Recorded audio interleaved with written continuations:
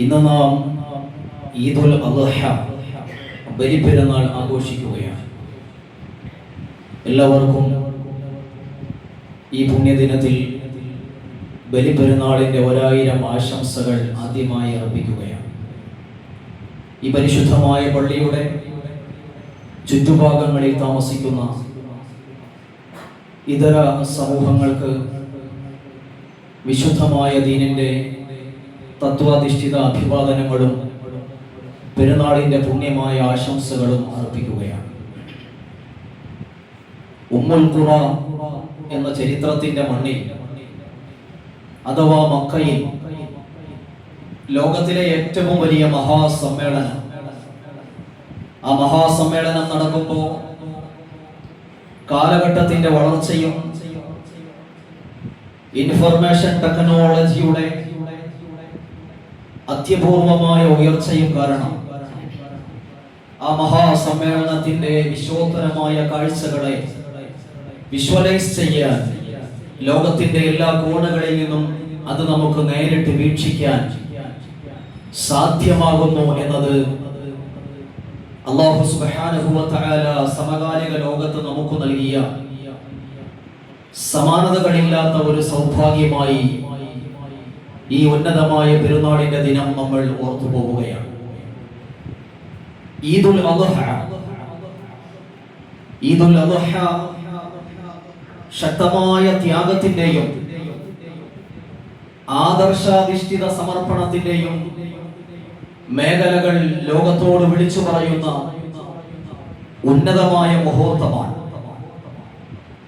സംഭവ ബഹുലമായ ഒരു പ്രവാചക കുടുംബ ചരിത്രത്തെ ജീവിതത്തിന്റെ ഭാഗമാക്കാൻ പ്രേരണ നൽകിക്കൊണ്ടാണ് ഓരോ വർഷങ്ങളിലും വിശുദ്ധമായ ബലിപെരുന്നാളിന്റെ ആഘോഷ ദിനം നമ്മിലേക്ക് കടന്നു വരുന്നത്.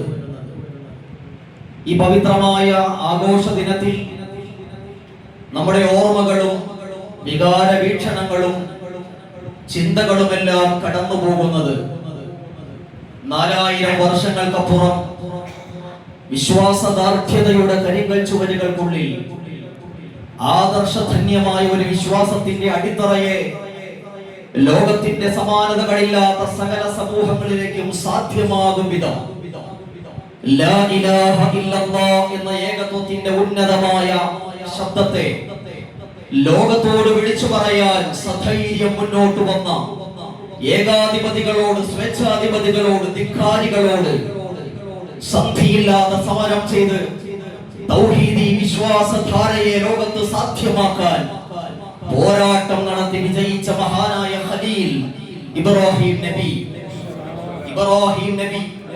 അലൈഹിസ്സലാത്തു വസ്സലാം, ആ ഇബ്രാഹിം നബിയുടെ കൊച്ചു കുടുംബത്തിന്റെയും സമാനതകളില്ലാത്ത ത്യാഗത്തിന്റെ ഓർമ്മ പെരുന്നാളാണ് യഥാർത്ഥത്തിൽ ബലിപെരുന്നാൾ എന്ന് നമുക്ക് പറയേണ്ടി വരും. അതുകൊണ്ട് ഈ ദിനത്തിൽ ലോകത്ത് ഏറ്റവും അധികം അനുസ്മരിക്കപ്പെടുന്ന ചരിത്ര പുരുഷൻ ആര് എന്ന് ചോദിച്ചാൽ ആ ചരിത്ര പുരുഷൻ മറ്റാരുമല്ല, അത് ഇബ്രാഹിം നബി അലൈഹിസ്സലാത്തു വസ്സലാമും അദ്ദേഹത്തിന്റെ പ്രിയപ്പെട്ട മകൻ ഇസ്മായിൽ നബി അലൈഹിസ്സലാത്തു വസ്സലാമും പ്രിയപ്പെട്ട പത്നി ഹാജറുമാണ്. അല്ലാഹു അവരോടൊപ്പം വലിയ സ്വർഗ്ഗം നൽകി നമ്മെ അനുഗ്രഹിക്കുമാറാവട്ടെ. പ്രിയമുള്ള സഹോദരങ്ങളെ, ഈ വിശുദ്ധമായ പെരുന്നാളിന് ഇന്നലത്തെ സന്ധ്യ മുതൽ പരിശുദ്ധമായ പള്ളിയിൽ ഉന്നതമായ തക്ബീർ മുഴക്കി അറഫാ ദിനത്തിന്റെ പ്രഭാതത്തിന്റെ പ്രാരംഭം മുതൽ ലോകത്തിന്റെ അഷ്ടകോണുകളിൽ എവിടെയെല്ലാം പ്രപഞ്ചനാഥന് വേണ്ടി സുജൂദ് ചെയ്യാൻ പള്ളികൾ നിർമ്മിക്കപ്പെട്ടിട്ടുണ്ടോ, ആ പള്ളികളിലെല്ലാം നിതാന്തമായി കേട്ടുവരുന്ന അല്ലാഹു അക്ബർ അല്ലാഹു അക്ബർ ലാ ഇലാഹ ഇല്ലല്ലാഹു വല്ലാഹു അക്ബർ അല്ലാഹു അക്ബർ വലില്ലാഹിൽ ഹംദ്. ഈ തക്ബീർ ലോകത്താകമാനം മുഖരിതമാകുമ്പോൾ പരിശുദ്ധ ഇസ്ലാമിനെ സ്ഥാപിക്കാൻ വേണ്ടി പ്രവാചകന്മാർ ലോകത്തേക്ക് നടത്തിയ ത്യാഗത്തിന്റെ കഥകളാണ് നമുക്ക് ഓർമ്മ വരുന്നത്. അതേ ബലിപെരുന്നാൾ സമാനതകളില്ലാത്ത ഒരു ത്യാഗത്തിന്റെ ചരിതമാണ്.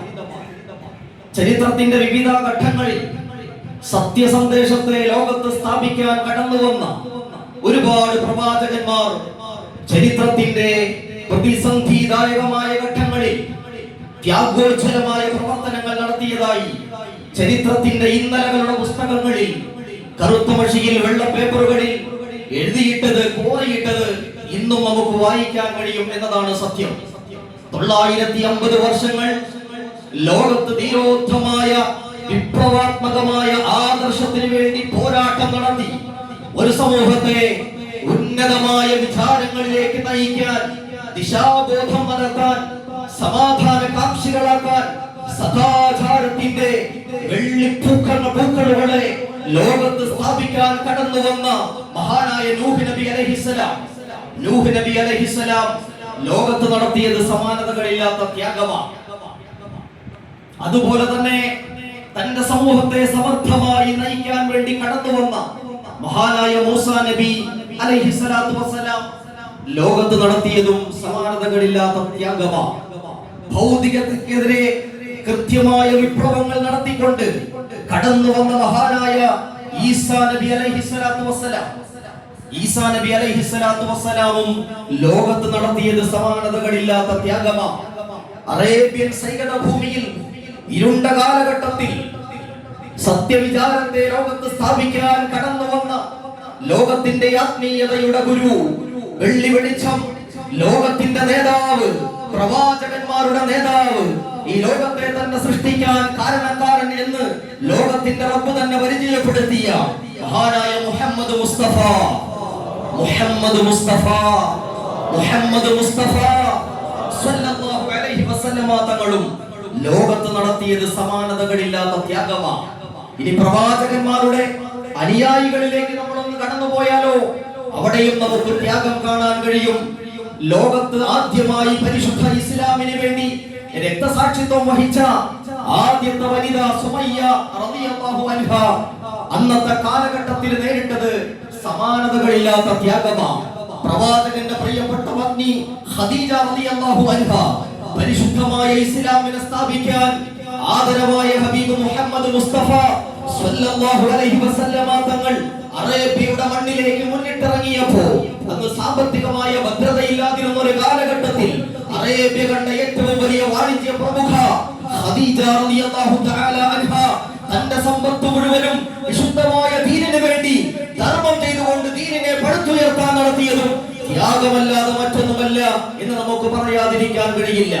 അങ്ങനെ നിലനിൽപ്പിന് വേണ്ടി, പോരാട്ടത്തിന് വേണ്ടി, ജീവൻ നിലനിർത്താൻ, ജീവിതം നിലനിർത്താൻ, ആദർശത്തെ സ്ഥാപിക്കാൻ സമാനതകളില്ലാത്ത ത്യാഗം ലോകത്ത് നടത്തിയിട്ടുണ്ടെങ്കിൽ ആ ത്യാഗങ്ങളെക്കാളെല്ലാം ഉന്നതമായ ത്യാഗമാണ് മഹാനായ ഇബ്രാഹിം നബി അലൈഹിസ്സലാത്തു വസ്സലാം നടത്തിയത്.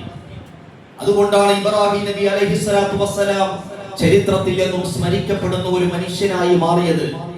പരിശുദ്ധമായ മക്കയുടെ ഊഷരമായ മരുഭൂമിയുടെ മണ്ണിൽ പ്രിയപ്പെട്ട ഹാജർ എന്ന് പറയുന്ന കോപ്റ്റിക് വംശജയായ, കിബത്തി വംശജയായ ഹാജർ എന്ന അതിസുന്ദരിയായ പെണ്ണിനെ, ഭാര്യയെ, അതുപോലെ തന്നെ നിലത്ത് കാലിട്ടടിക്കുന്ന വെള്ളത്തിനായി ദാഹിക്കുന്ന പ്രിയപ്പെട്ട കുഞ്ഞു പൈതൽ ഇസ്മായിലിനെ വിശുദ്ധമായ കഅബാലയത്തിന്റെ ചാരത്ത് ഇബ്രാഹിം നബി അലൈഹിസ്സലാത്തു വസ്സലാം കൊണ്ടുവിട്ടിട്ട് പോകുമ്പോ അവിടെ പ്രാദേശികമായ അന്നത്തെ മക്കയുടെ സാഹചര്യങ്ങളെ 6000-ൽ പരം വരുന്ന വിശ്വോത്തരമായ വിശുദ്ധ വരികളിലൂടെ കോറിയിട്ടുകൊണ്ട് ലോകത്ത് വൈജ്ഞാനിക വിപ്ലവം സാധ്യമാക്കിയ പരിശുദ്ധമായ ഖുർആനിന്റെ ആത്മീയ വരികളിലൂടെ ഒന്ന് വായിച്ചാൽ മഹാനായ ഇബ്രാഹിം നബി അലൈഹിസ്സലാം പ്രിയപ്പെട്ട ഹാജറിനെയും ഇസ്മായിൽ എന്ന ഇളം പൈതലിനെയും കുഞ്ഞു പൈതലിനെയും ആ ഊഷരമായ മരുഭൂമിയിൽ ഉപേക്ഷിക്കുമ്പോ അന്ന് മക്കയുടെ അവസ്ഥ എന്താ? ഇബ്രാഹിം നബി അലൈഹിസ്സലാത്തു വസ്സലാം മക്കയുടെ മണ്ണിൽ കഅബാലയത്തിന്റെ ചാരത്ത്, അന്ന് കഅബാലയം നിലനിൽക്കുന്നില്ല. ആ കാലഘട്ടത്തിൽ കഅബാലയത്തിന്റെ ചാരത്ത് തന്നെ ഇരുവരെയും വിട്ടുകൊണ്ട് മഹാനായ ഇബ്രാഹിം നബി അലൈഹിസ്സലാത്തു വസ്സലാം ഒട്ടകപ്പുറത്ത് കയറിയിട്ട് തിരിഞ്ഞു നടക്കുകയാണ്. ഭാര്യയെ ഉപേക്ഷിക്കുകയാണ് അല്ലാഹുവിന് വേണ്ടി. പ്രിയപ്പെട്ട പൈതലിനെ ഉപേക്ഷിക്കുകയാ. ആർക്കു വേണ്ടിയാ? പടച്ച റബ്ബിന് വേണ്ടി. അതെന്തിനു വേണ്ടിയാണ്? ലോകത്തോട് ദീന് വിളിച്ചു പറയാൻ പ്രബോധന നഗരികളിലൂടെ സഞ്ചാരം നടത്താൻ. അതിനുവേണ്ടിയാണ് ഇബ്രാഹിം നബി തന്റെ ഭാര്യയെയും മകനെയും ഉപേക്ഷിക്കുന്നത്. അങ്ങനെ ഉപേക്ഷിച്ചിട്ട് പോകുമ്പോ ചരിത്രങ്ങളിലേക്ക് കരഞ്ഞുകൊണ്ടല്ലാതെ ആ ചരിത്രത്തിന്റെ വായനയെ എന്റെ പ്രിയപ്പെട്ട സഹോദരങ്ങളെ, ഈ പവിത്രമായ ബലിപ്പെരുന്നാളിന്റെ ദിനം ഇബ്രാഹിമി ത്യാഗങ്ങളുടെ ചരിത്രങ്ങളുടെ അനുസ്മരണ പർവ്വങ്ങളിലൂടെ നമ്മൾ സഞ്ചരിക്കുമ്പോൾ ധീരനായ ഇബ്രാഹിമിനെ, അതേ സ്നേഹിയായ ഇബ്രാഹിമിനെ ഓർക്കാതിരിക്കാൻ നമുക്ക് കഴിയില്ല.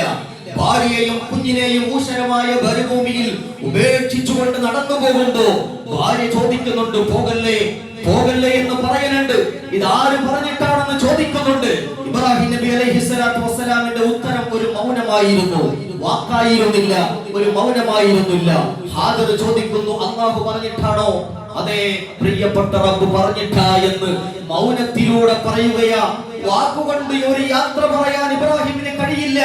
അത്രത്തോളം സ്നേഹമാണ് തന്റെ പ്രിയപ്പെട്ട ഭാര്യയെയും കുഞ്ഞിനെയും മഹാനായ ഇബ്രാഹിം നബി അലൈഹിസ്സലാത്തു വസ്സലാമിനെ ഒട്ടകത്തിന്റെ പുറത്ത് കയറിയിട്ട് ജബൽ അബൂ ഖുബൈസ് എന്ന ലോക ചരിത്രങ്ങളിൽ സ്ഥാനം നേടിയ മഹാപർവ്വതത്തിന്റെ ഒരു ദിശയിലൂടെ ഒട്ടകപ്പുറത്ത് കയറിയിട്ട് തിരിച്ചു പോകുന്ന ഇബ്രാഹിം നബി അലൈഹിസ്സലാത്തു വസ്സലാം ജബൽ അബൂ ഖുബൈസ് എന്ന് പറയുന്ന മഹാപർവ്വതത്തിന്റെ പ്രദേശം ഇങ്ങനെ തിരിഞ്ഞു പോകുമ്പോ ആ തിരിഞ്ഞു പോകുന്ന നോട്ടത്തിൽ അങ്ങോട്ട് ദൂരേക്ക് നോക്കുകയാണ് ഇബ്രാഹിം നബി. കനത്ത വെയിലിന്റെ വെളിച്ചത്തിൽ, ഊഷ്ണമായ വെയിലിന്റെ ചൂടിൽ കാലിട്ടടിക്കുന്ന തന്റെ പ്രിയപ്പെട്ട കുഞ്ഞ് ഇനി എന്ത് ചെയ്യണമെന്നറിയാതെ വേവലാതിയോടെ ഇരിക്കുന്ന തന്റെ പ്രിയപ്പെട്ട ഭാര്യ, അവരെ കണ്ടപ്പോ ഇബ്രാഹിം നബിക്ക് ആ കാഴ്ച കാണാൻ സാധിച്ചില്ല. ജബൽ അബൂ ഖുബൈസ് ഇങ്ങനെ തിരിഞ്ഞു പോകുമ്പോ ഒട്ടകപ്പുറത്തേക്ക് പുറത്തു നിന്ന് താഴേക്ക് വരികയാണ് ഇബ്രാഹിം നബി അലൈഹിസ്സലാത്തു വസ്സലാം. ആ ഇരുന്ന ഇരുപ്പിൽ നിന്ന് ലോകത്തിന്നവരെ ഒരു പ്രവാചകനും ഒരു മനുഷ്യനും നടത്താത്ത നെഞ്ചുപൊട്ടിയിട്ടുള്ള ഒരു പ്രാർത്ഥനയുണ്ട്. പ്രിയപ്പെട്ട ഭാര്യയെ നോക്കിയിട്ട്, പൊന്നോമന കുഞ്ഞിനെ നോക്കിയിട്ട് സഹിക്കാൻ പറ്റാത്ത വേദനയോടെ ദുഃഖഭാരം താങ്ങാൻ കഴിയാതെ അല്ലാഹുവിന്റെ കൽപ്പന മാത്രം അനുസരിക്കാൻ ഇബ്രാഹിം നബി അലൈഹിസ്സലാം ആ മണ്ണിൽ ഇരുന്നു കൊണ്ട് ചുട്ടുപൊള്ളുന്ന വെയിലത്ത് നിന്ന് ഇരുന്നിട്ട് നടത്തിയ ഒരു പ്രാർത്ഥനയെ 1400 വർഷങ്ങൾക്കപ്പുറം വിശുദ്ധമായ ഖുർആനിന്റെ ആത്മീയ വരികൾ ഓരിയിടുകയാണ്. പ്രിയപ്പെട്ടവരെ, ഇബ്രാഹിം നബി അലൈഹിസ്സലാം ഹൃദയത്തിൽ നിന്ന് റബ്ബിനോട് തേടുകയാണ്, അല്ലാഹുവേ റബ്ബി ഇന്നി അസ്കൻതു മിൻ ദുർരിയതി ബിവാദിൻ ഗൈരി ദി ദറഇൻ ഇൻദ ബൈതിക്കൽ മുഹറം റബ്ബനാ ലിയുഖീമസ് സ്വലാ വജ്അൽ അഫ്ഇദതൻ മിനൻ നാസി തഹ്വി ഇലൈഹിം വർസുഖ്ഹും മിനസ് സബറാത്ത് ലഅല്ലഹും യശ്കുറൂൻ.